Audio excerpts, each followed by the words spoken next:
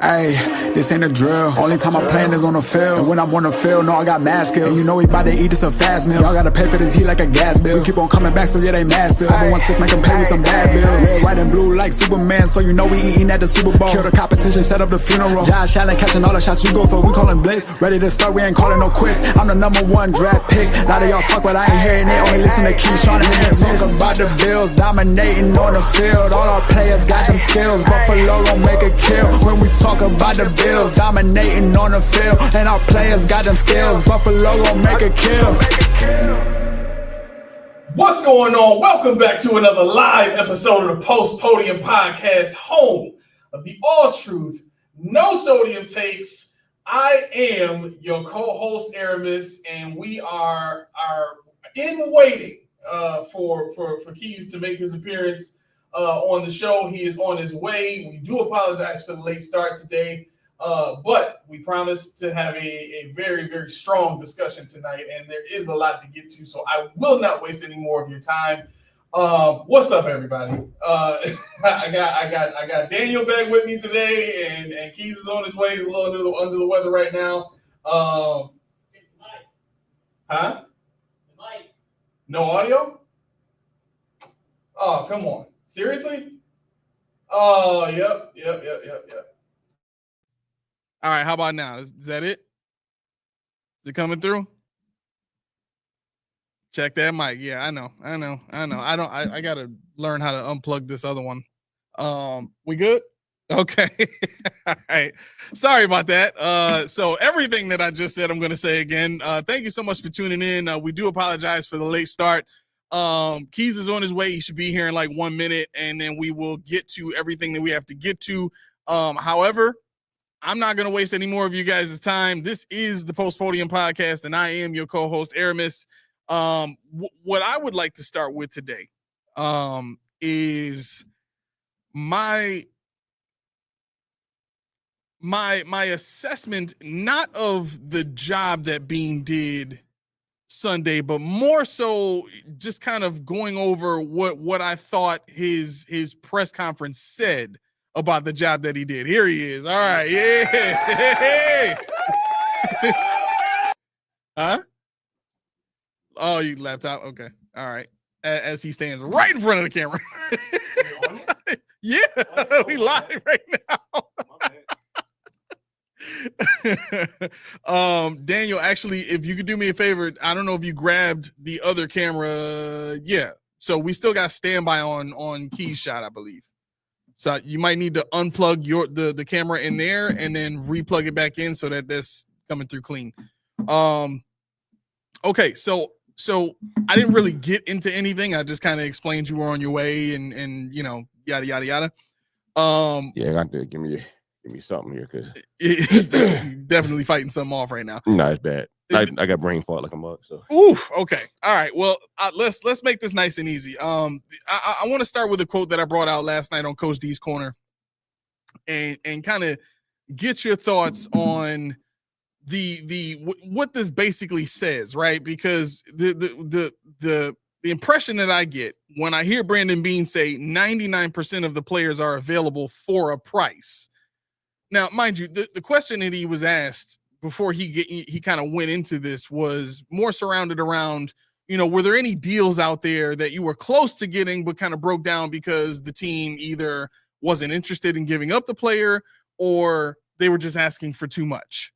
And then Bean starts to go into his whole soliloquy about, you know, how, you know, it's not fantasy football, and as much as, you know, fantasy football is done for the sport that he's in, you know, you can't just go out and get whoever you want and tell them, you know, and tell them the price you're going to pay for them and then take them. Well, that's the thing about Bean. And I said this to Tommy. I said this to anybody that listen.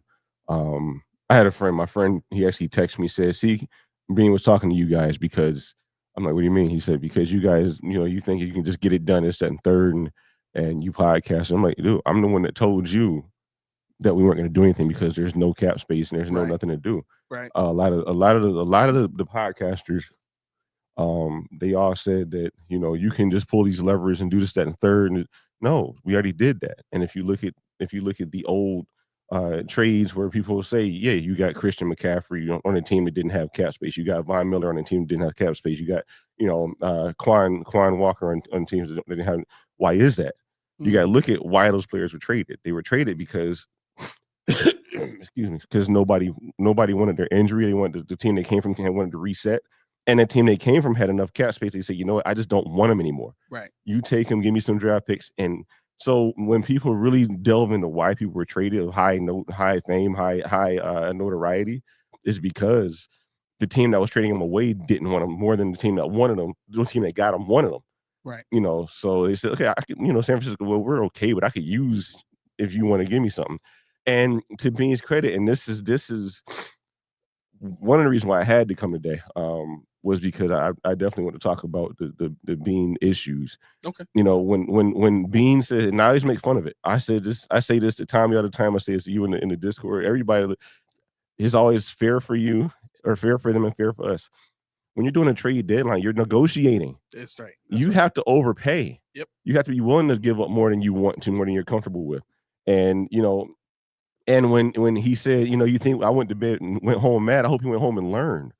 Because believe it or not, the only reason I don't like Bean, the only reason I hold his feet to the fire now is because of the call to GR. That showed how arrogant he was. That showed how much he thought he did. But in all actuality, when Bean struck out time and time again, he tried to get Olave. I would have said, he said, he wasn't on the market. Yes, he was. Mm-hmm. But you know what you have to do? You had to get there before they took Shaheed. You had to say, okay, what is Seattle offering you for Shaheed? I'll match that and give you more for Olave. That's how you do it. Right. Because they weren't going to trade both. Once Shaheed was going, you got to move on. It's over with. Right. Jacksonville, I want Brian Thomas Jr. will say. I know people, one of them didn't. He's very polarizing. But when you say Jacksonville, they didn't want him. They didn't want to trade for him or trade him away. I bet you will if I give you a first and a second next year or something like that. I bet you will. There's always a price for players. There's always, you got Josh Allen, Lamar, people like that. Then you're not going to trade them away. You can, but pretty much everybody else, you can make a move. You have to be able to be aggressive. And where are your relationships with your guys? You have to be able to call the GMs, and they know you. Be like, okay, I like Roseman, but I like you more. So what do you talk to me? What do you want? Right. And if they say we're not trying to move this guy, you're like, okay, I'm not hanging up the phone until I say, if you change your mind, let me be the first one you call. I'll make it worth your while. Mm-hmm. And he didn't do that because he still is fair for us and fair for them. Right. A few people saying you need a hot toddy. No, it's way worse than that. It's way worse than that. Well, I appreciate you pushing through, man. You see this? I brought a roll of tissue. I'm going through it. I'm here. Okay. All right. Well, we are all pushing through with keys right now to get through what has been kind of a rough week. I think the other part of this too was, I don't know you didn't do that because we didn't get anybody. That's all I know. You would have came away with somebody, anybody. Yeah. Had he did that. It's not hard. And really, Bean told us in code what actually happened within the negotiations, right? You gotta when you're listening to these press conferences, and that's part of the reason that why I do post podium conversations is because you gotta learn how to listen to the code speak and kind of figure out what they're actually saying, right? So when you listen to Brandon Bean's press conference, you figure out that there were a couple instances where he identified a player he was going after, and based on what he was saying, it's a more higher profile player, and he shows interest. They have talks. There's interest in trading the high profile player, but what the team is asking for is too much. Mm-hmm. And to what I think it was Steve that said this a little bit earlier. You don't have the ammo to really do what it takes to get these players because of what you've done in the past. Yep. And the part that really bothers me about that in particular is because Bean is now using that as an excuse for not going and getting these guys, right? Because he starts talking about in his press conference about how, well, if you give up what it takes to get this player, and you first of all, you got to be able to take on the contract, and or let's say you get a guy and you extend him to be able to fit him under the contract. Well, at that point, you've got to be able to Oh gosh, what's the thought he's trying to convey? If you do get these guys and you re-sign them and fit them under the cap, that takes away from other players that you like on your team, and now all of a sudden you're having a conversation the following year talking about, hey, we really like this guy, but we're not able to keep him at this time. That's an excuse. Well, he also said in the press conference, he said that when they were solidifying the 53, teams were inquiring about our players, and he didn't want to move them. So I mean, who were they? You're not going to tell me. Obviously, I don't need to know. And it's funny because I'm gonna say this now because this goes in with this conversation. Everybody knows how I feel about Bean, but I actually respect him for how he did it. It's not popular. It wasn't what Buffalo fans wanted, but I respect the acumen that he had to sit on his hands, even though somebody probably pulled his trade line from him because he was probably like, "Can I have no? What about no? Deny it. Sit down, Bean." Because he wants to do this stuff, and he's the kind of guy that is kind of madnish. He likes to trade picks and do this and do all that stuff and fantasy wise. That's him. Yeah. Whereas me, I'm more conservative, but we align in a lot of ways, and the way he thought, the way he put it together and said, and I wanted to do the conversation show on him so bad.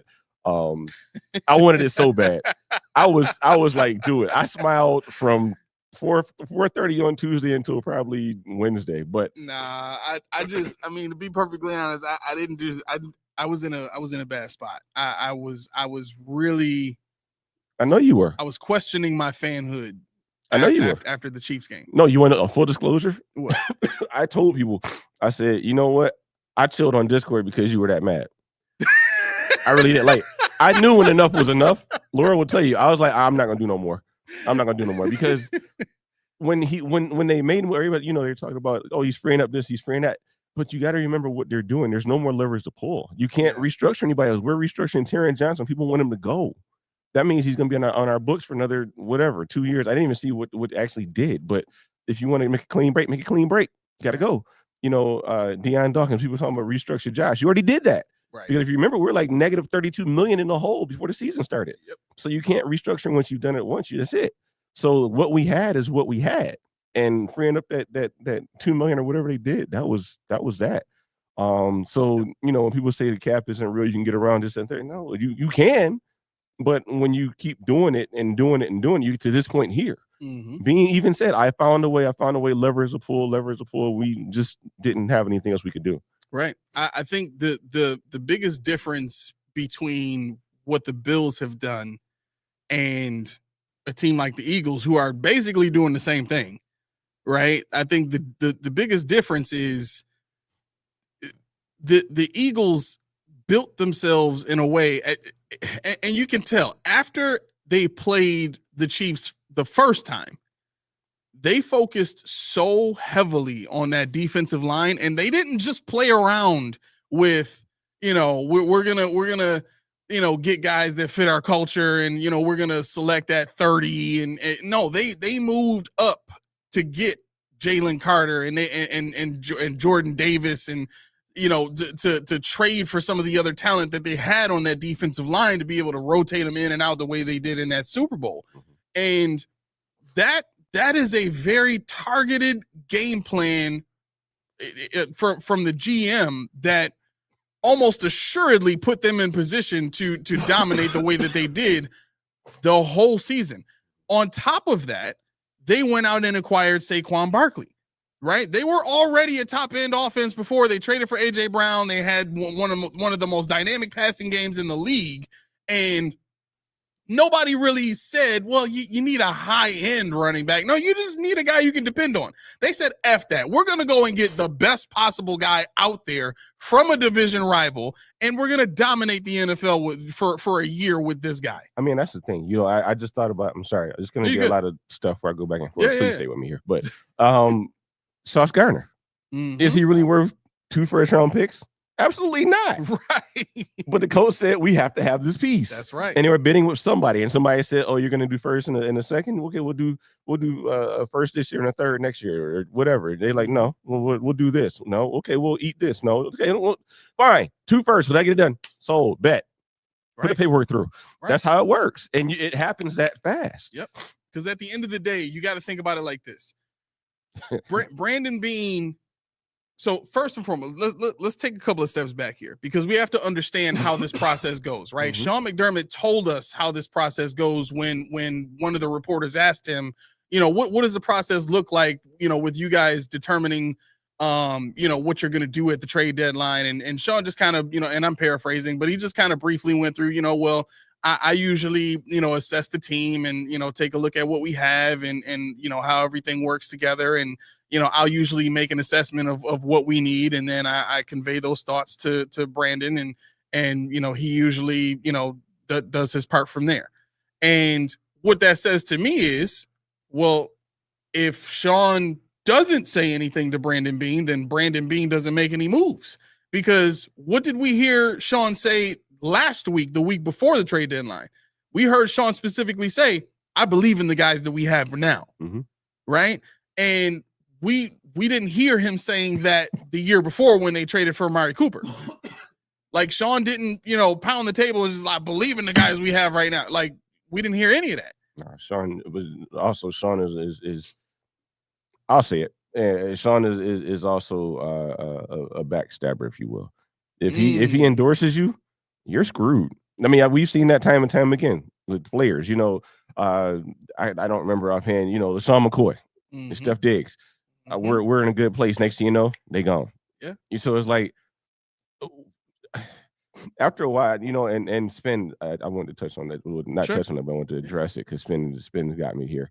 He said, if he doesn't win the Super Bowl, what helps some more sauce for the two players they could have gotten in the first round? Well, let's see.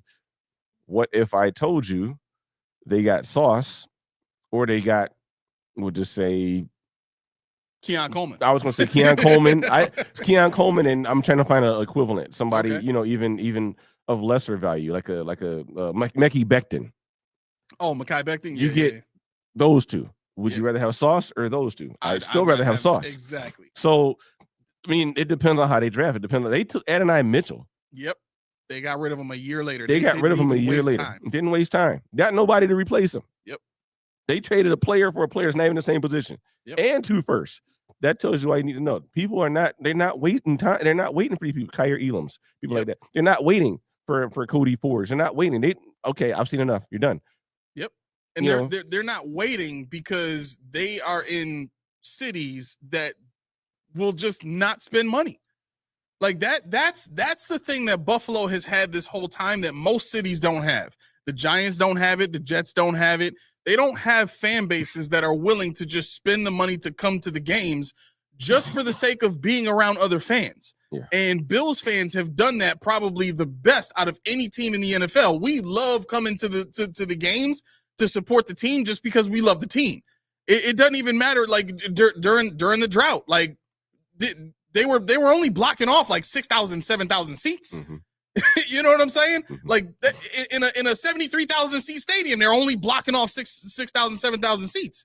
Like there's something to be said about that during a 20-year drought. That like it's not like the Raider stadiums when they were sucking, or the Saints when they were sucking. They had to block off a lot more than 6,000, 7,000 seats. Yeah. They couldn't give away tickets, no. And those are much bigger places.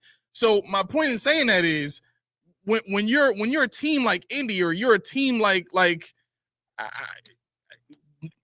pretty much every other team outside of Buffalo is bigger than Buffalo. Green Bay and Buffalo are the 2 smallest cities in the NFL. But when you're comfortable with your bottom line being where it is because you have such loyalty from your fans, there's never going to be enough pressure on that team to feel like you've got to make a move right now. And the team kind of pushes it off as we're going to be cautious and methodical and take our time and make sure it's the right move. They use all of this rhetoric and this verbiage that makes people feel comfortable in the lax nature of the team. There's no sense of urgency at all, right? But a team like Indy, man, we racked up Daniel Jones. This is, again, keep in mind, this is year 2 for Shane Steichen. This is year 2 for Shane Steichen. He got it wrong when they selected Anthony Richardson last year. And they wouldn't replace him already. They replaced him after 1 year. Mm-hmm. And now keep in mind, Anthony Richardson didn't even get to start a full 16 games worth of games. Mm-hmm. They figured that out real early on. This ain't the dude. I know that was our first round pick. He was supposed to be a combination of Josh Allen and Lamar Jackson, but he's not that guy. We figured it out. I can't do it with this dude. You know who I can't do it with? Let's go get Daniel Jones. I guarantee I could. And look at it now. They're going to get the 1 seed as long as they don't lose, 2 more games. You know what I'm saying? So like looking at where they are and the moves that they've made, hell yeah, there's a sense of urgency. Because if you don't do it now, when else are you going to get to do it? And Buffalo has been nowhere near that since the 13 seconds game. Right? And we know that with the utmost confidence. Well, I'm sorry. We haven't had a sense of urgency since we got beat at home by the Bengals in the playoffs. Right? And we know that. Why? Because at that point, we're cap strapped. Right?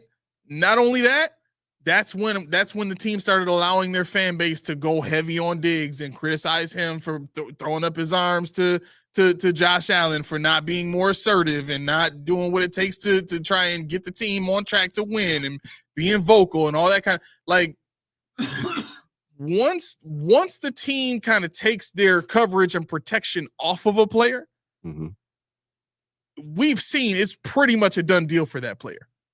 Right. And the team is doing that now with Keon Coleman. Yeah. And he said the expectation is weird. He said they like a lot of what Keon's doing. This is the same guy, not even a full year removed from saying we had a hard honest conversation with him. So there's something going on. We want him to do one thing, but obviously they're asking him to do something else. And Bean said what I've said and what people who watched all 22 unbiased said. He's been open, but he's not open in the progression. That's just not the look. So we need to really reevaluate what we expect from this guy. Is he what we wanted? No, he's definitely not what you want from a number 2. But is he playing within the frame of the offense as they constructed? They want to feed the ball to James Cook. They want to feed the ball to Kincaid. They wanted to feed the ball to Palmer. They thought they were going to feed the ball to Samuel. But as it is right now, we're looking at this 6'4" wide receiver because we haven't had one of those in a while. I know Gabe Davis, but we weren't happy with Gabe Davis when he was here. We're just happy with Gabe Davis because he's back. We always happy with somebody we didn't like the first time when they come back. Shaq Lawson, most people didn't like when he was here. But then when he came back, Jordan Phillips, he had games against Miami. But where was he any other time? But then he came back. Jordan Poyer, he lost a step. He's washed. But then he came back. Yep. Oh, it's great. But when we're really looking at how we're evaluating this team right now, we have to give grace and understand there's things that we don't know. There's things that we don't understand. There's things that we're looking at and saying, why are we doing that? But if you've been watching this team long enough, as you and I have, even 9 years, it's easy to figure. It's easy to say they're not going to do what we want them to do. Right. So just stop trying to figure it out. And I'm not attacking anybody who's still asking these questions, but just know that's why the drafts I don't take as much stock in anymore. That's why free agency I don't take as much stock, because nothing I expect to happen ever happens. Yeah. Am I a GM? No, but there's some things that are common sense. Exactly. That's the main point. Matt C says the NFL is a business and they don't want a small market team in the Super Bowl. It's not good for business. The Bills are the redheaded stepchild of the NFL. My pushback on that, I do think that to a degree the NFL is very business oriented. The only thing that I think gets in the way of your point, because before, like during the drought, I used to say the same exact thing. I never felt like the NFL really wanted the Bills to be great. But you have quite possibly the most marketable player in the NFL right now in Josh Allen. With everything that surrounds him right now, the superstar girlfriend who is an actress, a pop singer, and very, very popular in a lot of the work that she's done over the last 4 or 5 years. You're quite possibly the most athletic, the most complete athletic quarterback in the NFL right now in terms of size, strength, speed, arm strength, ability to process the game and all that kind of stuff. You're a likable dude in front of the camera and you're not terrible at it. Like there's all these things about Josh Allen that make him something that the NFL would absolutely want in an NFL game on the biggest stage in the world. But I think, again, what gets in the way of that is Sean McDermott kind of standing at the door like a den mother saying, nope, we're not going to do it the way Josh does it. We're going to do it the way I want to do it. And if it's not winning the way I want to win, I don't want it. And it's that's really what gets in the way of all this. And I think until we, I don't even care anymore. Y'all can make fun of me. Y'all can say whatever y'all want. Until we change the head coach, that is not going to change. We are forever going to be the redheaded stepchild of the NFL, the laughing stock of teams like the Chiefs and now the Patriots, who in 1 year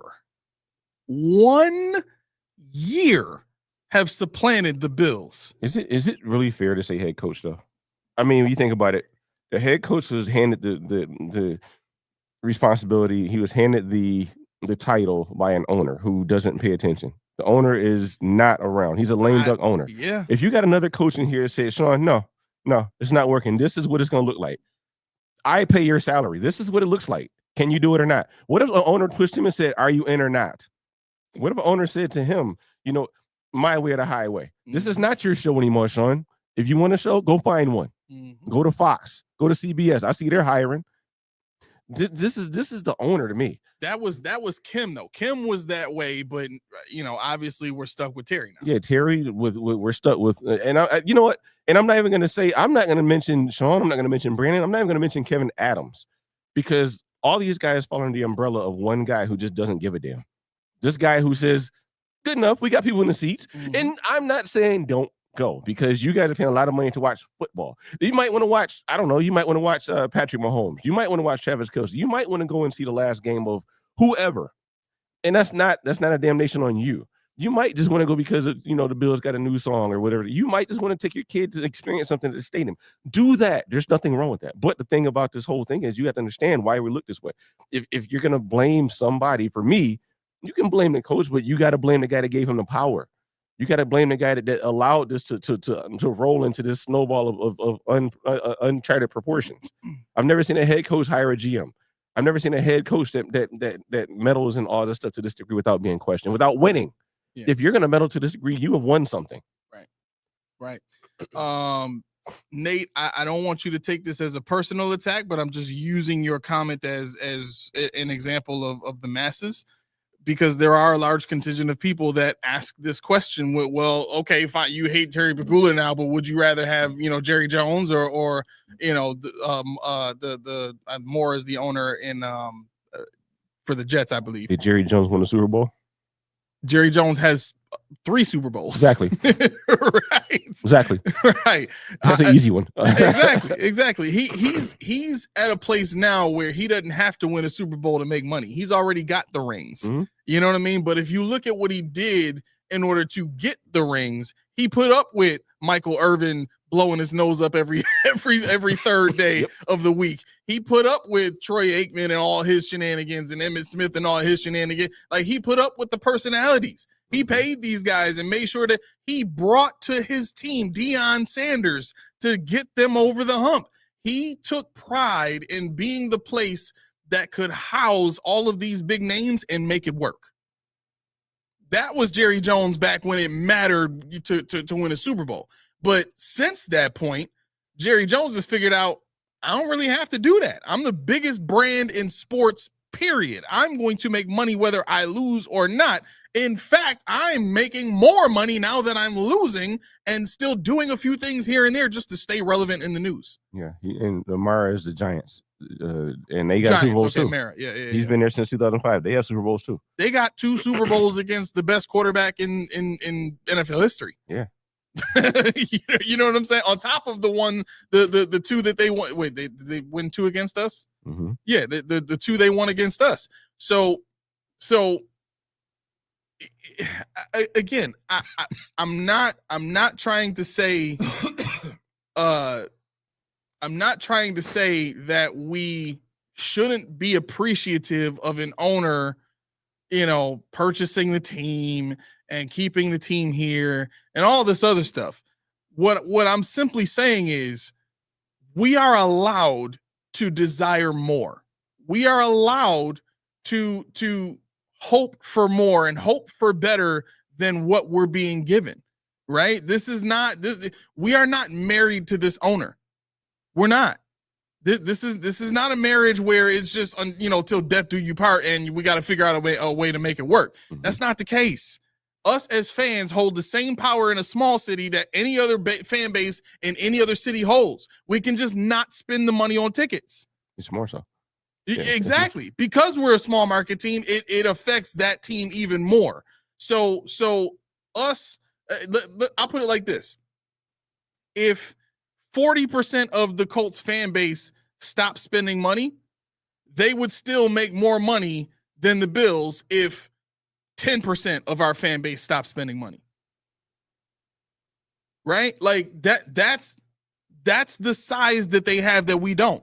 So if we were able to get 40% of our fan base to say, you know what, I'm not putting up with it no more until you make a change, owner, until the owner makes a change at head coach and GM, we're done with this, right? We have the power to dictate that to the businesses around us, but we don't take that mindset. For some reason, we settle on, well, these guys know business and these guys know football and they know better than me, and I don't really want to have to think about what the real solutions are. I don't want to have to rebel. I don't want to have to revolt. I don't want to have to do all this extra work to get what I want. You know what? I'll just settle because I like going to the games and I don't want to mess things up the way they are now. So I'll just and you know what's funny about that? And I don't mean to get into people's like real lives, but that's what happens in marriage too. That happens in relationships all the time. We get into this place of, well, you know what? It's better than having to go back on the market. It's better than having to go back into the dating pool. I don't really like the idea of Tinder, and I don't go to bars and this and that and the other thing. You know what? I'll just stay with this girl that doesn't treat me the way I want to be treated, or doesn't, you know what I'm saying? And I get it. There's levels to the relationship stuff, but I just mean we see this in our everyday lives. People settling for jobs, people settling for, food that they didn't order a certain way. Well, I don't want them to spit in my food. My wife does this all the time. Well, send it back. No, I don't want them to be upset because then they might spit in my food. Well, are you paying for this meal or not? They're either going to make it the way it's supposed to be made and you're going to get your money's worth, or you're going to let them take you for your money. Right? And that's what we're experiencing now as Bills fans with this team, is we're being taken for our money and told to just be patient. Do we want to be the Chargers? Who talks about Phillip Rivers at all right now? Nobody. On this show, we've talked about Peyton Manning, Eli Manning, we've talked about Drew Brees, we've talked about Tom Brady. We've even talked about Donovan McNabb. We don't mention Phillip Rivers. Why? He's never even gotten to a Super Bowl. Never gotten to one. And they were one of the best teams in the league talent-wise. Like some of the guys that they had talent with, they were one of the best teams in the league, undeniably. LaDainian Tomlinson was their running back for years. We just now got James Cook. We got James Cook in what, year 5 of this team's build, basically, right? Because this is year 8. Yeah, it took us 5 years to get a running back as good as LaDainian Tomlinson. We got a quarterback as good as Phillip Rivers. We got a tight end that's showing that he can be as good as Antonio Gates. The offensive line is stepping up. I mean, hell, we got Joey Bosa. He came from the shot. You know what I'm saying? It's like you can kind of see the similarities continuing to bubble up and build, and nobody wants to step up and speak out about this publicly. Nobody. We win this Chiefs game, and it's as if all the issues that we had just went away. No concern whatsoever, even though just a week before that, we had passing game issues. And then a media person gets up and asks Sean in the press conference a couple days ago if it was Sal Capaccio, go figure, that asked Sean, is this the way you want to win games? Is this the way you envision your team? And of course, Sean, yeah, like Sean, without a doubt, just before the question was even over, he's shaking his head like, yes, this is the way I want to win games. Oh, really? So, and now, mind you, Sal mentioned, the last couple of weeks, right? Is the last couple of weeks an example of the way you want to win games? Sean didn't hesitate to say, yeah, even with all the passing issues. I think he was stuck in it now because I think the way I took it, and I agreed. The game we played against who was it? We just played The Panthers and the Chiefs. Chiefs. Yeah, I want to win games that way. That's the way I want to win games. You know, with the youth movement, with passing, with the balance, with the actual display of complementary football. Yeah. Finally. But are you going to do that again when it matters? That's the thing that bothers me about what they're saying. You know, they say we want to win this way, but then when rubber hits the road, you change the way you play. Well, so here's the issue with that, and I want your thoughts on this. They are only built to beat one team in the NFL that way. They can't beat anybody else. They're not going to be able to do what they did against the Chiefs, against the Patriots. Patriots, it's a totally different matchup. It's a totally different style of play with that team. The Bills are built to beat the Chiefs. And when they played the Chiefs, they beat them the way that they are built to beat them, right? It was physical. They had pass rush. They had great coverage, all that stuff. Right, Matt Milano was out there, doing his thing, running downfield. Terrell Bernard was out there doing his thing. Like everything about the way this team is designed is built to beat one team specifically. And so what we see in this game is probably not going to happen against anybody else. What are your thoughts on that? I mean, I don't know. I there's a reason why we keep winning 11 to 13 games, and like I said, I think the biggest indictment on this team is they get away from what the game they play. See, if they dictate the game that needs to be played on the field, which they almost never do when we talk about playing down to the talent, playing up to the talent, whatever the case may be, we are the talent. But I guess what I'm saying, like the point I'm trying to make is that this team is not built in a way that they can assert themselves, against just anybody the way that they do against the Chiefs. I mean, yeah, there are going to be ways. There are going to be teams that completely counter it because there are teams that are more physical, teams are bigger, teams that play a more grand out style of football. But when you look at having the offense we have, you can force a team to be one-dimensional very easily. And that plays right into what we built in the back five. If you have Josh Allen, James Cook, if they're firing on all cylinders, you got to score 40 points to stick with us. And if our back five on our defense is playing on firing on all cylinders, and there's no way every team in this league can keep up with us. I think there are teams out there that can make a mockery of us. And I don't ask me who they are. I really couldn't tell you. But like I said, 13-4 is my thought, and I don't know who the 4 are going to be. Just same way I don't know who the teams are that we can't beat running this style of football. But I do think that we'll beat more teams than we won't if we play the game we play at the level that we're supposed to be playing it at. Big comment from Jack here. Appreciate that, bro. Says everyone says we got to do something and sees issues. We don't. Then the excuses come out and cope sets in. Feels like I'm taking crazy pills. I want to hope, but I've seen this movie 5 years in a row. That is what I struggled with this week. It truly did become, do I just go against the grain and just sound like a crazy person talking about, yeah, we won the Chiefs game, but it doesn't mean anything?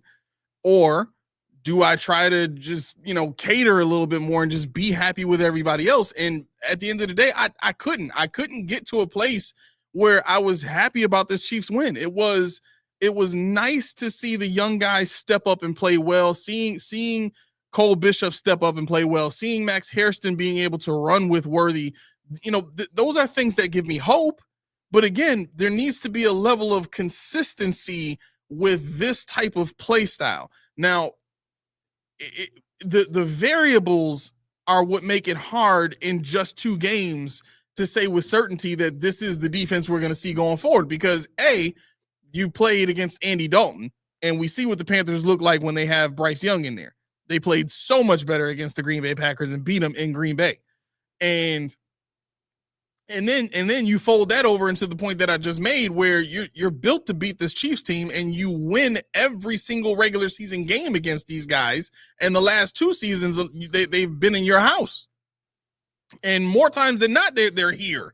You know what I'm saying? So it's like you can't really get a clean feel for how this team is going to perform against good quarterbacks, because they've really only played one. And the good quarterback they played, they're built to beat them. You know what I mean? So it's not an objective, it's not a sterile testing ground for us to kind of take what we see and try to scale it and extrapolate it and say, you know what, based on the last 2 weeks, if they can do that, well, no, we need to see this against the next 3 opponents. Yes, I mean, like I said, that's the thing. You know, to your point when you said, you know, you should just be happy it's a win, the second, third, you can't do it. Because I liken it to this, and this is a bad analogy, but I can't put it on Madden because Madden is pretty much every team, even though, you know, some teams are 85s and some teams are 91s, they're all pretty much the same. Mm-hmm. College football, we'll say, because if I go and put Kennesaw State, which is like a 61 overall team, and I'm playing my game and I see I got to play Ohio State, I'm going to freaking cower.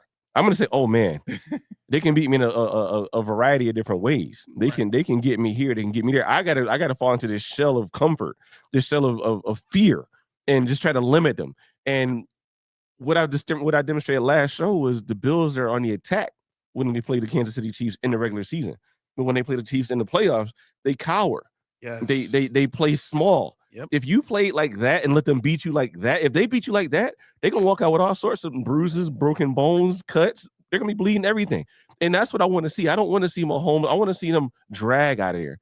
I want to see them fight for every bit that they have. I don't want to see them play us and then go and play in the Super Bowl and win it, because we should have taken everything from them. Somebody shouldn't be walking out of that game. And we don't play that way when we play in the playoffs. We played them tough on Sunday. We played them the way we need to play them. We played them the way we know that we can play them. And if we're saying that they're the best team in the league or the best offense, whatever, look what we did against Lamar, another top 3 quarterback. Yep. We came back from 15 points in 4 minutes of a game, you know, and scored 41 points at will. Keon Coleman goes for 120 yards at will. So you can't sit here and tell me in the playoffs we can't do that, because this team is built to do that any given Sunday.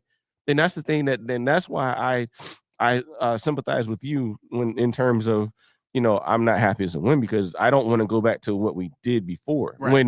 When Rapp comes back, Rapp gets his spot back. When Bernard comes back and healthy and Milano comes back, we bench all the progress we had. Yep. You know, I don't know if I said this on Monday, and I really don't remember if I said this or not. I sound like Lil Wayne sometimes too, but you probably could do a great job of that. right now I could. Yeah. But you know, I like that Ed Oliver's out. I like that Hoyt is out, even though that was my cousin once removed. Because it forces us to win it forces us to do stuff we couldn't do before. Now you're about who's going to be that interior rusher? How about Dorian Williams? How about we see what we can do with Landon Jackson? Because you have to. Can I just say, folks, like this is the synergy that exists between my brother and I right here. Do me a favor, bro. Look up at the top of the screen here and read that title that I put up there for this episode. Buffalo Bills have entry secrets. Hope the Bills ahead. I didn't even see that. But you're bringing that out right now. You know, the fact that the position that they're in with all these injuries and stuff, like this is forcing them now to have to get a look at these guys, and the difference has been night and day. I mean, Poyer barely played in the game against the Chiefs, and we didn't need him. You know what I'm saying? Like, imagine seeing that the rest of the season. I would be so hopeful for the playoffs. Like, yo, we finally got a raw secondary again. Yeah, I mean, can it be a no-fly zone? Now we have to find out. Yeah. You know, and now Epinesa, he was balling out. The man is, I think he's like number 9 or 10 in pass rush win rates in the league. We wanted to get rid of this dude. we can't use this guy, but we had him on our bench. This is what I'm talking about. We had him on our bench for 4 or 5 years now. On our bench is just doing. In rotation, he might not ever be a starter. He's never going to be a Pro Bowler, I'm pretty sure.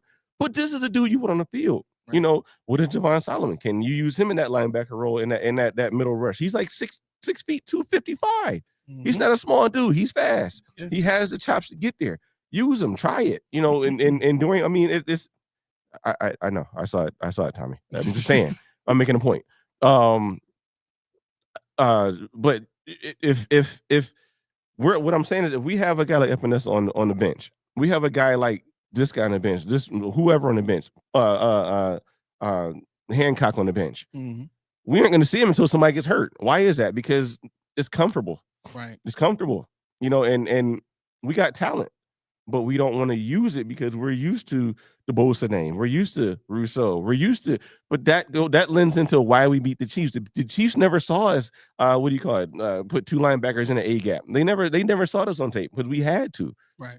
But that's why this defensive guru coach that we have is not a defensive guru, because it takes this to get there. Yeah. You come in and you draft all these guys to do this stuff, and it works when you do it. I've said forever, creativity. Yep. I've said forever, innovation. I've said forever, let's get a youth movement going and let the chips fall where they may. And that's exactly what we had to see last week. And we have to come back this week and do another iteration because we got more players out. Solomon at safety. No. But I mean, that's the thing, you know, people bag on Rousseau, they bag on it because it's not Myles Garrett. It's not but guess what? There's a reason why they weren't top 5 picks. Right. There's a reason why. But they can be serviceable and they can be good in Buffalo. Yep. And now Sal is already talking about it's likely that Hancock, you know, if he keeps playing keep playing the way that he's playing, he's going to end up being the starter by the end of the season. Mm-hmm. And to me, that just confirms, you know, this viewpoint that you and I have shared on this show, which is, yeah, we might not be the GM of this team. Yeah, we might not be employed by the team, but you don't have to be in order to understand what works in the NFL. We've seen enough successful things from teams that have won, and we've dedicated so much time to studying the game the way that we do. We can pretty much give you a good idea of what works and what doesn't. And you specifically said Hancock needs to be starting. Mm-hmm. I was saying after I saw Hancock, preseason, he probably needs to be out there. The way this dude plays, he's physical, he's tough. He's more of a safety than a nickel corner. And lo and behold, what are we talking about now? We're talking about Hancock quite possibly being the starter.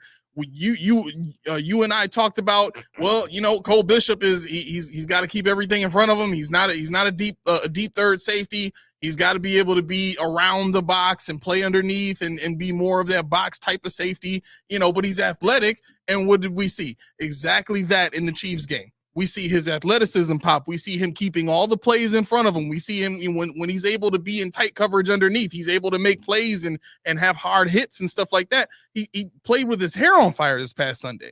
Like that, I was impressed. I'm like, he's in the role that he's supposed to be in right now. Mm-hmm. And that's because he doesn't have to worry about getting beat deep. Now he can just play up and get whatever he's got to get because he's got a guy back there. Mm-hmm. He ain't got to worry about that. But again, there's several examples that we have of us being right about, you know, particular players or particular styles of play. But I think the idea here is these are things that we cannot allow ourselves to be shushed on, right? To me, this episode and probably every episode from here on out has to be about the empowerment of the fan. It has to be about how willing we are to wield the power that we have. How willing are we to influence those people around us who are kind of on the fence to convince them, like, yeah, the winning 10 games a season is nice. The great feeling we have on you know game days is great. But when you have a quarterback like Josh Allen, you can have that with any head coach. Why not try to get a better one? You can have that with any GM. Why not try to get a better one? Like, you've already got the great eraser, right? Like think about what Belichick went through trying to draft receivers for the Patriots. He sucked. Guess what? It didn't matter, right? People in Boston were pissed about this for decades, but the difference was they were winning Super Bowls, so they did have to sit down and shut up. You know what I mean? Like, that's the biggest difference. When you win 6 Super Bowls in a 20-year period, you do got to kind of sit down and shut up. For us, it's a goose egg. Mm-hmm. So we should be loud AF about all of this. And unfortunately, right now, it doesn't seem like it's about urgency for these fans. Right. And just go back. Yeah, this is kind of what I'm talking about, though. Like, we're sitting here wanting this player, that player, this player, but how much talent do we have on the team that we haven't tapped into yet? Yeah. How much is it that we don't know about this team? How much is it that's still left out there to be desired? And that's what I've been saying all the time, the whole time with the cap that we have. You bought Bosa, he has 4 sacks. You bought Hoyt, he's on the mend. You bought Ogunjobi, he's depth now because he's gonna be starter because we really don't have anything else. But the point is, all these contracts, when all you have to do is put your mind to it. Hancock costs nothing. Deion Walker costs nothing. Jackson Hawes costs nothing. Mm-hmm. But you got Dawson Knox because you didn't want to go out there and find a Jackson Hawes. You were afraid of not being able to do so. You weren't malleable enough to say, you know what, let me pivot off of that because we don't have the pieces for that. This team has always been guilty of getting the pieces for a system and not a system for, even though they say we always want to put our system around our players, they never do. It's always the same system, even though the players change. Yeah. And somebody in the comments kept saying that what you're saying will never happen because everybody has to watch Josh. No, it ain't got nothing to do with Josh. It's very little to do with Josh. Mm-hmm. There's a player on this team everybody can relate to. There's something about this team we have to watch. I know most people like Josh, but there's other things to the game. There's people that really think this team is going to do it. Yeah. And there's nothing wrong with that. But my point in saying that is, it's not just one person. It's not just one thing. It's not just one feeling. There's a multitude of things that we're going through right now. And everybody has their own reason for why they love this team and why they watch the team. And they're not going to stop watching it for that reason. Right. Nate says, disagree with Aramis. It's about the empowerment of the players on the field. Okay, I can agree with that, but how are we going to get that if we don't change the head coach? That's part of the reason why I'm saying you have to empower the fan. Everybody's got to get hurt. Right. They can do that. We're good. It's taking injuries just for us to empower the younger players, right? Imagine being able to empower guys like Javon Solomon and AJ Epinesa through scheme to allow them to rack up 14 sacks and show the talent that they actually have. Imagine using Greg Rousseau on stunts and putting, moving him around and allowing him to use his athleticism and his finesse rush to get to the quarterback and create pressure and get his hands up with as tall as he is and bat down passes. Like, these are all things that can be done when you empower the players. But in order to get to that place, you need somebody screaming loud enough at what the head coach is doing. So in my mind, the order has to be the fan first. Mm-hmm. The fans got to speak up, which will cause change in the head coach, which will then put the players in a position to be empowered again after that. Because I know for a fact, there are several other teams that empower their players to go out there and make plays and do what's necessary to win games. The Chiefs are a prime example, right? We've heard Dan Orlovsky talk about, the fact that their receivers don't always get to the top of their route before they get the ball. What does that speak to? It speaks to chemistry with the quarterback. They don't have to follow the exact play the way it's designed. Mm-hmm. You know what I mean? Like, it doesn't have to be perfect for the quarterback to make it work. He can just talk to his guys and do something. Yep. Travis Kelce, 13 seconds. They just did something. And that's what practice is, and that's why I blame Hard Knocks. I really do. It's funny, and that's why Josh Allen didn't like Hard Knocks. He came back and said, because Josh Allen always going to make it positive. You see, it wasn't that bad. But why don't you have chemistry with your wide receivers? Because you guys were trying to hide stuff. Mm-hmm. And this team is very regimented. This team is very routine. If they can't do this at this time, it's going to mess everything up. And so when we're looking at why isn't Keon Coleman, why isn't Joshua Palmer, why is Elijah Moore not being used? It's funny that Keon Coleman is now no Amari Cooper. Joshua Palmer is brand new, Elijah Moore is brand new, and they have no chemistry. So who we're going to go to? Kincaid. Because that's Josh Allen's fallback. He's most familiar with him. Yep. Dawson Knox, he's most familiar with him. There's no secrets as to why these guys are the ones that get the ball, the lion's share. Mm-hmm. Keon Coleman, they say he's getting forced the ball, but there's a reason why he's throwing that ball. Because I'm trying to throw a go up and get it ball to you, but I just can't throw it the correct way. Right, because I don't throw with anticipation. I don't throw with anticipation, and I don't throw with touch. Right. So what would have happened had we had those reps in training camp without Hard Knocks? What would have happened if they saw, the Bills? If we didn't see the Bills working for hours after practice with Keon Coleman and Josh Allen developing some kind of rapport, it's little stuff such as I need to put this ball, 2 inches out ahead of him, or I need to put the ball, he has to see it here. Now to throw it when his head is there. it still looks extremely uncomfortable on slants with Keon Coleman. It is. When like ball placement and how hard it looks for Keon to catch those balls, like that's chemistry too. Yeah. You know, and that's the biggest part of the training camp mode. You know, this team doesn't have a lot of time for jokes. They don't have a lot of time like the Giants and other teams that all you see is sound bites and blah, blah, blah, and they're funny as ever. This team is very regimented and attention to detail. But when you can't do your detail, when you can't do your one alone, whatever you want to call, whatever cliche you want to use, you can't do that, everything falls apart. But the good thing about this offense is it's so good, even though it doesn't look like the offense that we're used to seeing, it's so good that they can overcome that stuff. So Matt is asking a legitimate question here. It says, how many people in here? I think he's asking the chat. How many people in here think the NFL is rigged? Mm-hmm. I don't. No, I don't either. Yeah, I don't think the NFL is rigged. I mean, I think there are people in the NFL that try to take advantage. I mean, we've seen that with the Patriots and them getting caught like 3 different times violating NFL rules. We have seen, the referee from the game last season, the Ravens fan, and him getting caught, because of his Facebook page. I'm not really sure what ended up happening to that ref. But we've seen instances of individuals within the NFL. There's things that happen. There are levers that are pulled. Penalty here, penalty there, or whatever. Let it go. But on the whole, no, you can't control. Somebody trying to get their money, because guess what? If you tell me I got to drop pass it, but I got $5 million on the line to make these, to get this yardage quota or whatever, I'm getting my yards. Sometimes a ball that should be caught is dropped. Why? Who knows? But it's concentrations. There's a lot of variables. So yeah, I could see why people would think that, because of all this gambling, all the people, this thing with the NBA, the thing with the NCAA, all these things that come out now, referees.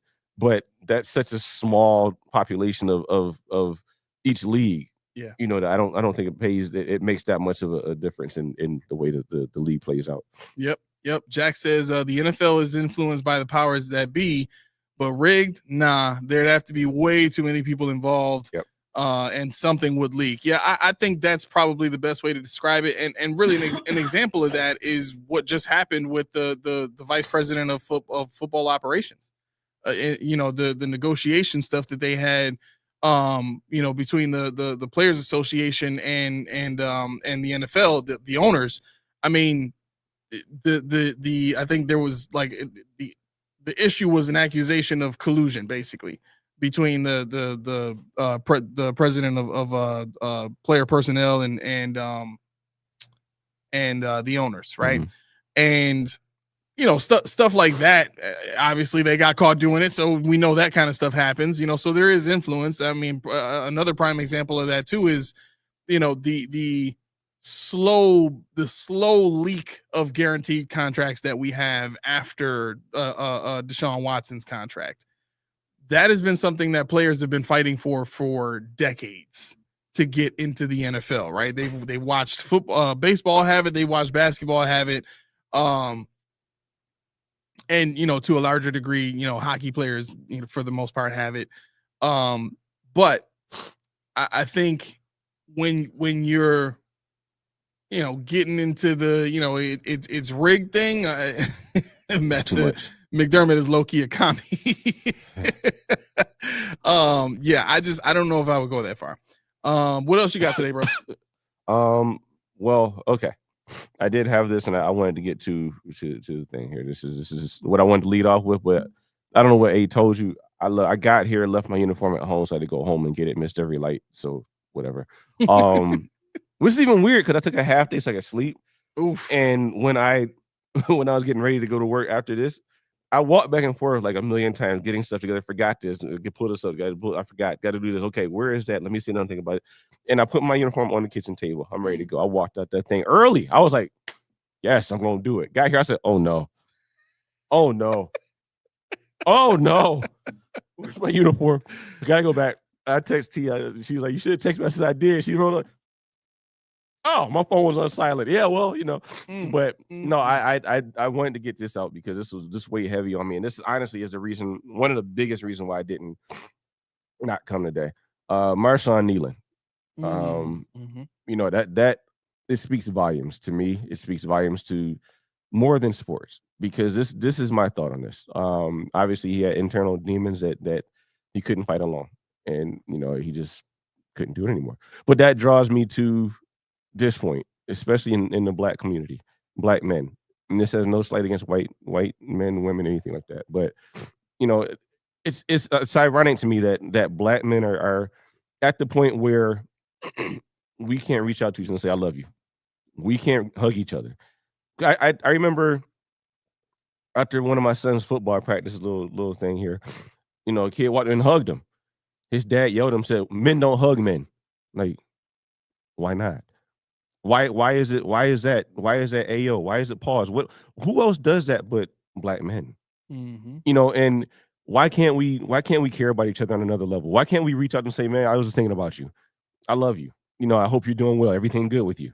My thing in thinking about Instagram and stuff like that, and Channing Crowder, we've seen him cry. We've seen Michael Beasley talk about they invited him. It was Channing Crowder and Ryan Clark. They said, "You know what? We in Miami. You in Miami. You don't know anybody like that. Why don't you bring the kids over?" He's like, "Nah, I'll tell you, I appreciate everything y'all do, but I'm not with it. I don't do that." He said, "Because I've been reaching for support for so long that I've given up." And he started crying. But the thing about this whole thing is we have to do better as a community inside of the black community for our own brothers and sisters. We have to look out for each other, because we're the ones that tear ourselves down. Oh, yeah. And had somebody reached out to this guy, Mr. Nealon, and say, "I'm thinking about you. I love you." What did it change? Michael Parsons, he knew, because he tweeted out something that said, however it was, "I hope that you get the peace that you're looking for." So they knew, people are colluding, "Oh, the cops did this or that happened or this happened," or with drugs. It's always drugs. It's always the cops. Sometimes it is. Yeah. But sometimes it just takes a text message. Sometimes it just takes somebody that you haven't heard from a long time. Bury the hatchet. If you have a chance, bury the hatchet. Call somebody that you haven't touched in a long time. Text them. Trying not to get emotional here, but it rains heavy on me when you think about what we're going through these days. Yeah, man. Listening to you talk just now, it kind of reminded me of remember when I got pulled over when we was following back? Man, it was one of the scariest days of my life, nights of my life, man. Mm-hmm. We was over on the corner of what was it? It was Military and Hurdle. Yeah. Yep. And we was following Mac to the bowling alley. Yep. And him and his wife, they were in the right hand lane. No, they were in the middle, and I thought we were going to the Military bowling alley, because that's the joint we usually went to, right? And then he makes a left on Military from Hurdle and starts going towards the little viaduct there. And I was already in the far right hand lane to make a right on Military, right? And I didn't even like know that there was a police car behind us, or whatever. Right. And now, mind you, like we was young, right? Yeah. We was do-ragged up, hoodied up, fitted on. You know what I'm saying? Like we looked like we was up to no good. Yeah. And so I remember not asking you, but like just kind of presenting the situation, like, do we just keep going, or do we follow him? Like, and you was like, I don't know. It was whatever you want to do. And I was like, all right, screw it, let's go. So the light is like turning yellow, so I hurried up, put my turn signal on, check, and try to get into the intersection before the light changes. That way I was good. Right. Man, as soon as I passed that, as soon as I got on the Military, we saw the lights behind us. But they didn't just pull us over, like, checking to see what was going on. They pulled us over, guns out already. They came up to the windows, guns out, lights on. They shining the little flashlights in the mirror, so you was like half blinded. So I'm trying to like look at the cop, and I had both my hands up, and they screaming, put the window down, put the window. And like I remember thinking, I might get shot, bro. Yeah. This might be it. You know what I'm saying? And I don't think I ever said this to you, but I kind of feel like if I was in that car alone, bro, it would have been way worse. I'm so thankful you was there with me, bro. But yeah, that was our experience in dealing with the police at that level. And since that point, I always had a fear every single time. Like I've had cops pull up and just talk stuff to me for just like you drive like that with your kids in the car. Like what? Just you gonna give me a ticket or what? Like right? Like why we gotta have a whole conversation about? You know what I'm saying? Like what's it to you? Right. So what if I do? You know what I'm saying? Like and not that I drive crazy or anything like that, but it just. When you have those kind of experiences with somebody that's supposed to be protecting you and serving you, it's a tough place to be in, you know. And from what the reports were with Marshawn, he's in a position where he's seeing lights behind him, and there's thoughts going through his head, and uncertainties and lack of community. Like all of that stuff funnels into every decision that we make every day. It funnels into the confidence that we have to pursue the right things in our life. You know what I'm saying? It's so easy for human beings to just find ways to cope. That's why we have vices. That's why vices exist, because it's so easy to just cope instead of doing the hard work necessary to heal and having the support system that allows you the space and the time to heal. We all need that. You know what I'm saying? So, you know, we talked about this a little bit yesterday on Coach D's Corner. I mean, players, that's part of the reason why it breaks my heart so much what we're doing to Keon Coleman. And what I know about Keon and from the time that I was able to spend with him, I know he's not like it's rolling off. You know what I mean? Like his you know, his mom got his back. You know, he's real tight with his agent. Like his mental state, like he's not gonna let stuff like this really bug him like that. But that's just a prime example of what fans do to players that you know, they may not realize has a side effect to it. You know what I'm saying? Because I'm sure that there were people that were pissed off that the Cowboys drafted Marshawn Nealon.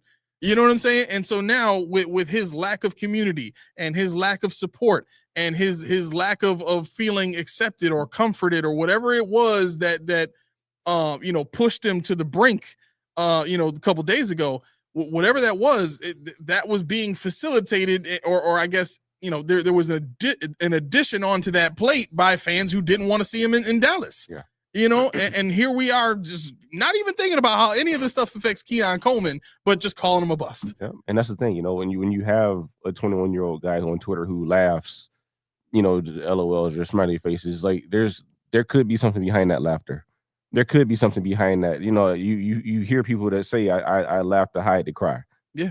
And if you're making jokes and they laughing with you, who's to say that they don't put you on a list? And I'm not going to say what kind of list that is, but you're gone and you're gone when I get, you know, but I mean, also, what are you doing to that person? You know, if you can't be a community for me, you can't be that person for me. If you can't, you know, feed into them, you can't tear somebody down. That's just how it works. You got to have both sides of this thing. And I think about that all the time, you know, when you're in school and even in school, you got the kid who sits by himself. Nobody allowed, nobody likes him. They knock his tray out of his hands, books out of his hand. He's walking through the school as strong as possible. Yeah. But at some point, enough is enough. You know, and some point, you know, a lot of people don't have dads. A lot of people don't have uncles or brothers or whatever, or good ones at that. So they don't know. It's a big world out here sometimes. Yeah. And you know, you look at other cultures, other races, hug it up, kiss it up. I mean, you got dudes over in Europe, they kiss each other on the lips, on the cheek, that third, bigger beard. All right, full disclosure, I couldn't kiss my dad on the cheeks when I was a little baby because he had scruffle. I thought it was weird. I was like, what is that? It hurts. but it's still the embrace. You know, I tell Ken every day before I drop him off, I love you, you know, and put a smile on your face all the time. And if anybody in this comment section, I extend myself to you. If you need somebody to talk to, I'm here. No doubt. No doubt. I mean, my youngest son is 8, and every day I come home, Dad, uppies. You know, he wants me to pick him up, and he gives me a big old hug, and you know, and I give him a kiss, and I think, you know, that's a position and a level of understanding that I'm at now because of where we came from. You know what I'm saying? But you know, for Marshawn Nealon, I want to get to this comment here. Nate says, don't all teams have a psychologist on the payroll? If not, that's effing sad. Thought that was supposed to happen years ago. I think what gets in the way of that is what you pointed out, which is how how us minority men are raised. You know what I'm saying? Because we're not taught.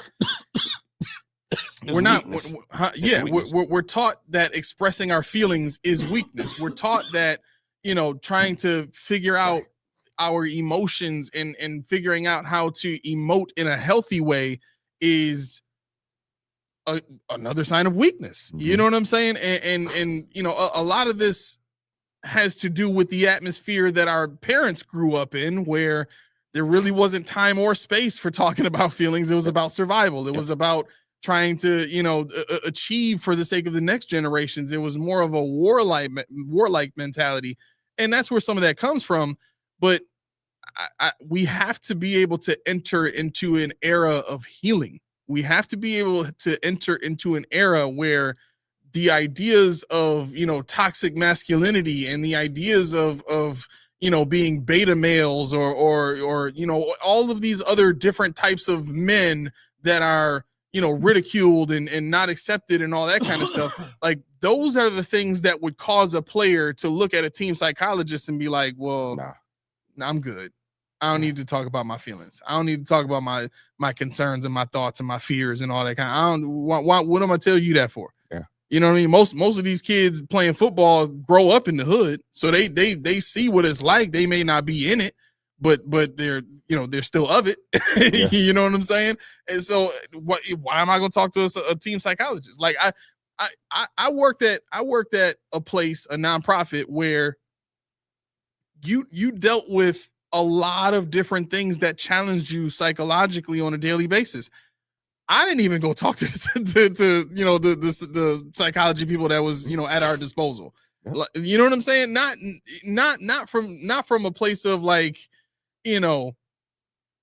I thought I was weak, because at that point in my life I was kind of past that. But from the standpoint of it was a level of vulnerability that I wasn't used to expressing. Right. You know what I'm saying? So while I wasn't worried about the perception of weakness, there's still a level of, openness or vulnerability that I just wasn't, you know what I'm saying? I'm not programmed that way. You know what I'm saying? So long story short, I really think, these types of incidents need to be, not only paid attention to, but learned from in a very large scale way when it comes to the culture that we put these players in, the cultures that we put our young minority men in, and the cultures that we put men in general.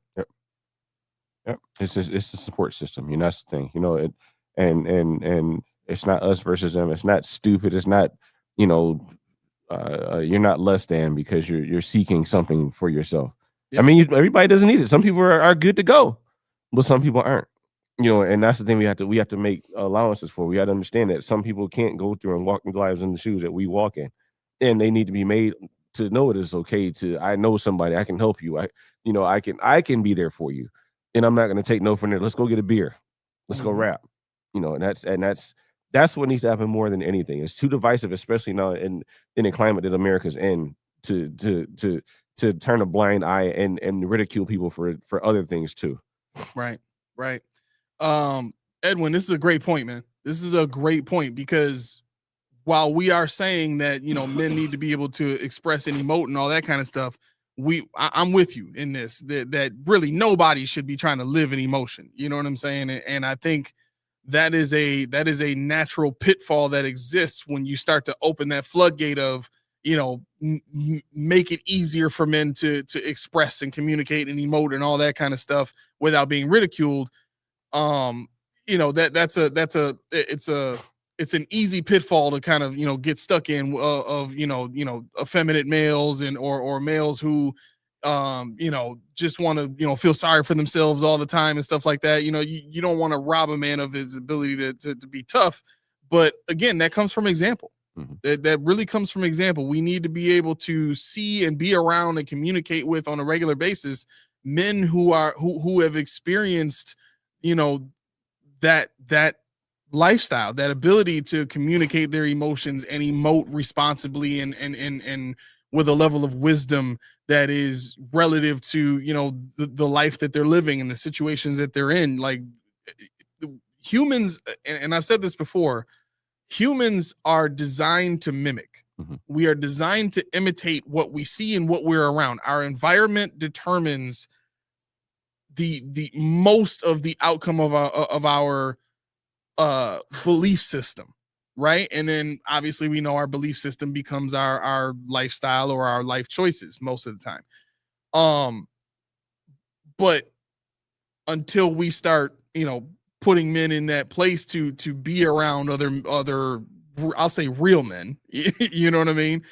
We're gonna have this issue, continue to happen. So yeah, and I was gonna say, Matt, they're called women, not broads. They're called women.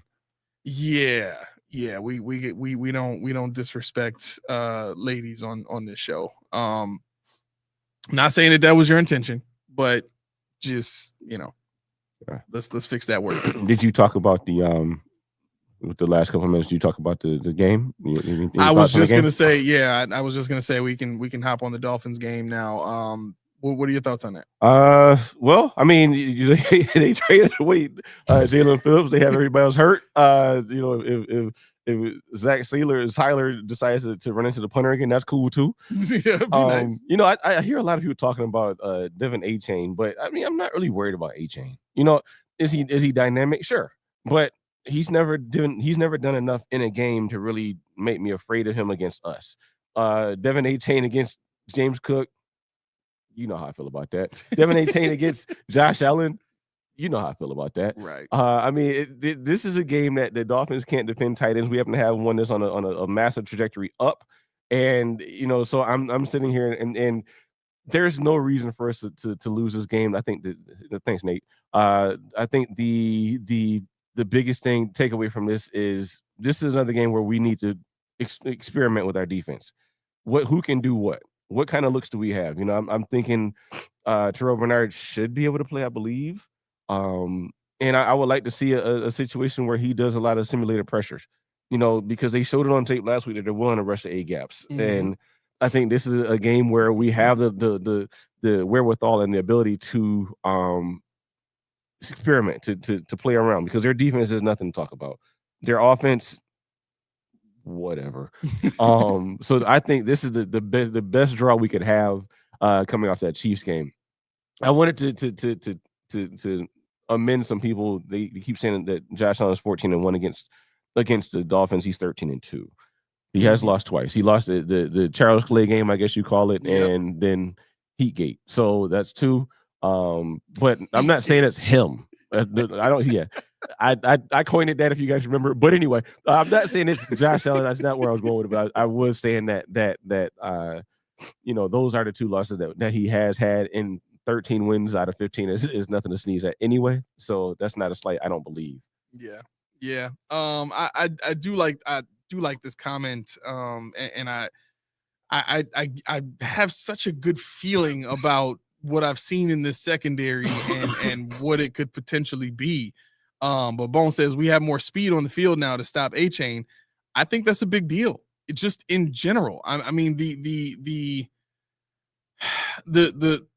questionable tag that Benford has carried all week long. I mean, if we had not seen what Max Hairston can do, if we had not seen, I mean, obviously I'd like to have Dorian Strong. If we had not seen what Bishop and Hancock can do, I'd be very worried.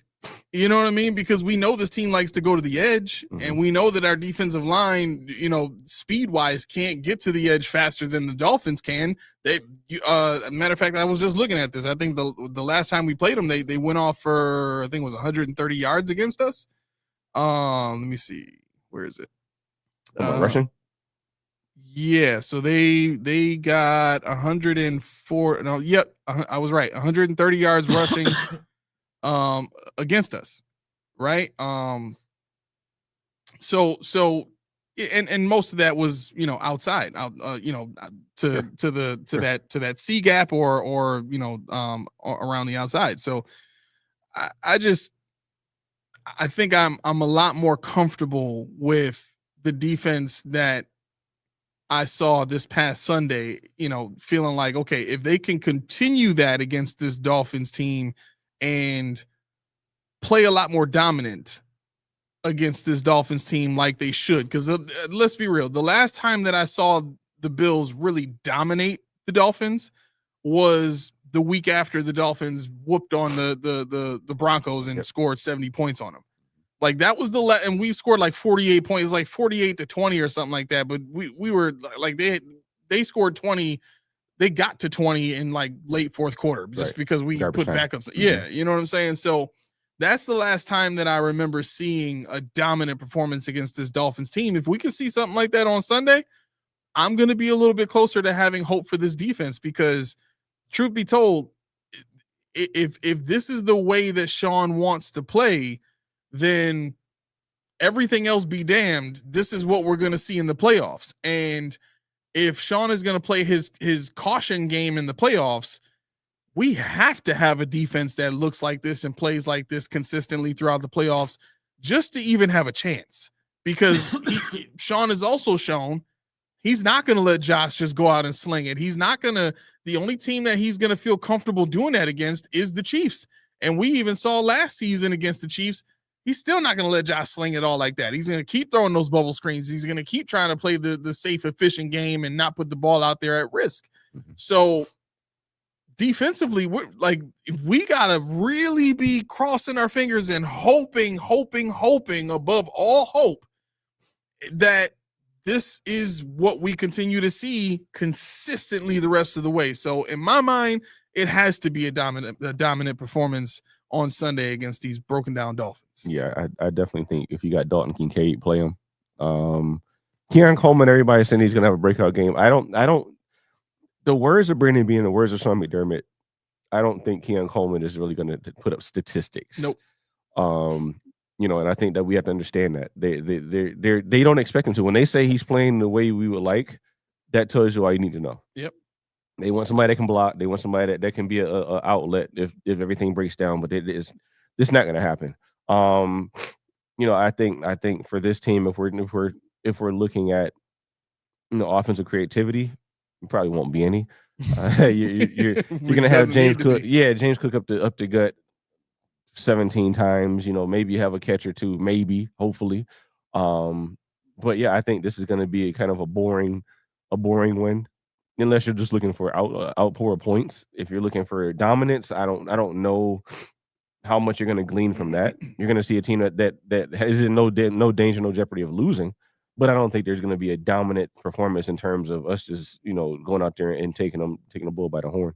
Yeah, this is probably going to be the first game in a long time that I go in thinking, I don't care if we score a lot of points. I don't even really care how the passing offense looks. Now, I will talk about them if they have a terrible passing game, obviously, but I'm so focused on the defense right now because we have to be. In my mind, we have to be. So I'm going into this game thinking about how we're stopping these offensive weapons for the Dolphins, how we're reading the motions, how we're reacting to the motions. Is this a defense that's dictating to the offense like it has the last couple of games? All that stuff is extremely important. Here's the other thing too. with Cook and his injury, I think this is a game where you can kind of give him a break. What do you think about that? I hope so. I would like to see Ray Davis go out there and get some carries. Yeah. Ty Johnson, I would like to see him get some catches. That's what he did well last year, and that's why they re-signed him because of what he did last year. Yep. So let him do that. So whatever that was, don't change everything up. I don't think Cook is gonna get a pointed effort at taking the game over. He might have a breakaway, where it bloats his rushing numbers, but I don't think he's gonna get a mass of handoffs and say go create and take the hits to your body. Yeah.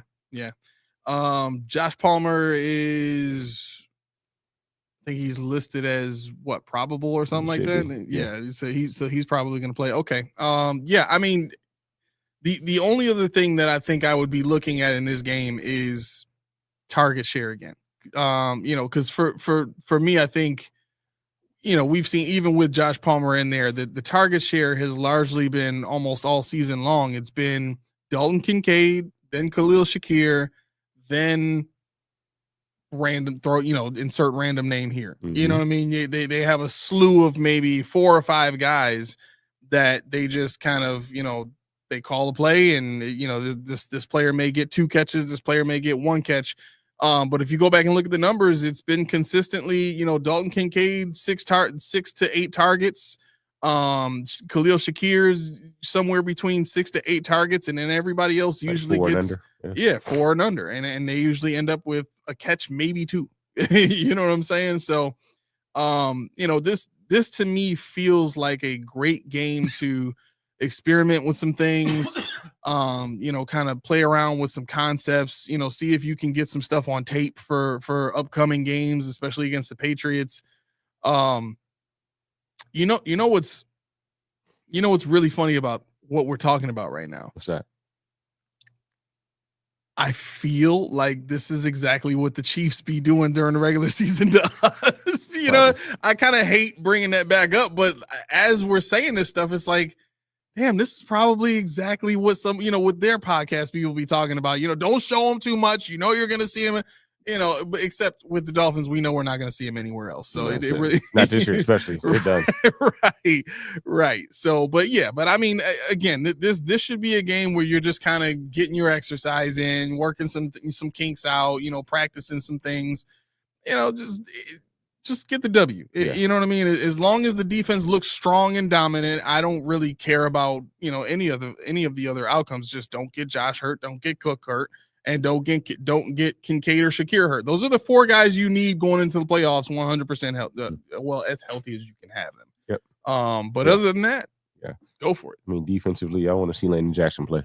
I want to see him get in there. I mean, they don't have great tackles, so if you get Landon Jackson there, get him some reps. I don't want to see him line up in the 4 tech, put him in a 5 or 7 even. Kind of like what you do with Rousseau. But in this, you have to have Dwayne Williams when you do that, because you have somebody to keep the integrity of the B gap. Yep. I heard Daquan Jones may play. So I know he's practicing in limited capacity. Yeah, he's questionable now, so he might get a couple snaps, but the more the merrier. Bring him on in. Okay, Spin keeps asking this question. What's Aramis' assessment of Harrison with the limited sample size so far? He's asked it like 7 different ways. I got to get it out there. My bad, Spin. I haven't been checking for it. I do like that he's been in position. He's used his athleticism to be in position. Now, a lot of that has to do with his ability to stay with guys, and a lot of that has had to do with coaching. I mean, he's shown to be willing to really tap the veterans for as much information as he can get. What we've seen on tape so far is much better than what we've seen from Elam.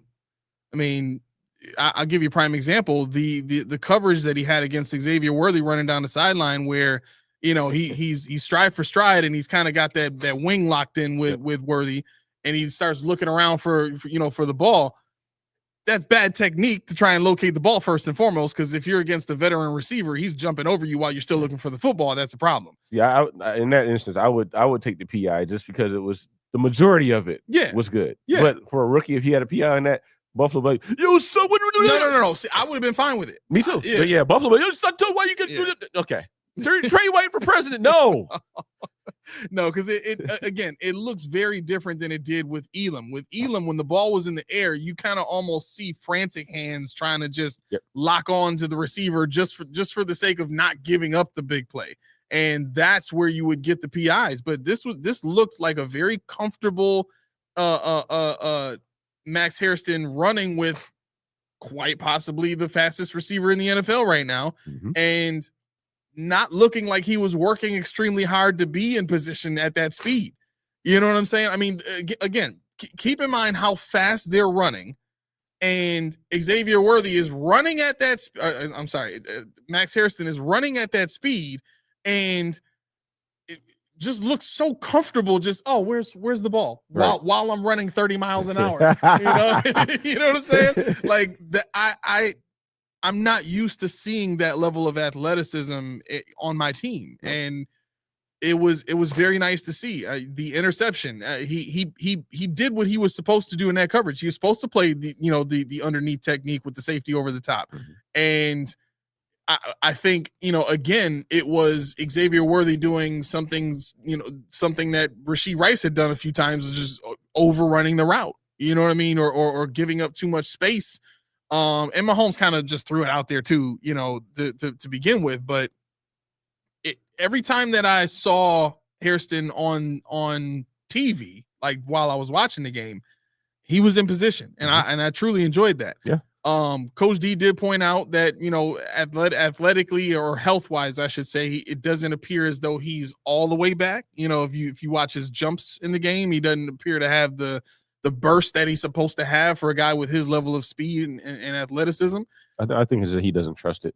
And that's I think that's what it is. He doesn't trust it yet. Once he does, I mean, if he doesn't trust it, and we saw that, we're good. Right. That's what I'm saying. So if he's at this place now where he's just in position all the time and he's not jumping, just as long as you're in position, that's fine. That's it. You know what I mean? Because exactly. Once you get healthy, once you really get the speed of the game under your belt and you're more aware of what you're seeing before the snap and all that kind of stuff, we'll start to see some real plays being made. So I'm encouraged by what I see. I didn't think that his athleticism alone would be enough, but it does seem like he's gotten enough coaching and enough tips and tricks, so to speak, from the vets on the team to be able to play well within this system. Good dude. Yeah, good dude. It seems like so. Yeah. The only thing. Oh shoot, you got to go. Go ahead. The only thing I would say is, again, this is a system that's designed for young corners to play well. So we do have to be cautious of that, when assessing him, in full. But I think I don't even care because he's gonna be here for the next 10 years. That's our boy. My God, this is your other nephew, your second nephew. I haven't added him yet. We're still doing the ancestry on him. We got to figure that one out. But you know what? I'm coughing way too much. I think I need some of that Reese tea. I think so too. Yeah, that cough wasn't manufactured at all. That was the real deal. It's 1 part refreshing, 2 parts delicious. I need to actually be 4 parts healthy because I'm falling apart. But I hope that's what I can expect when I get some Reese tea in my system. I don't drink tea, but I'm going to right now because this is trash. What are you doing? Head over to Reese or Delta Sonic or where else you can buy Reese and get yourself a case or individual. Don't get yourself the individual or you sound like me. You're going to need a case. Trust me, you won't be disappointed. Reese Tea.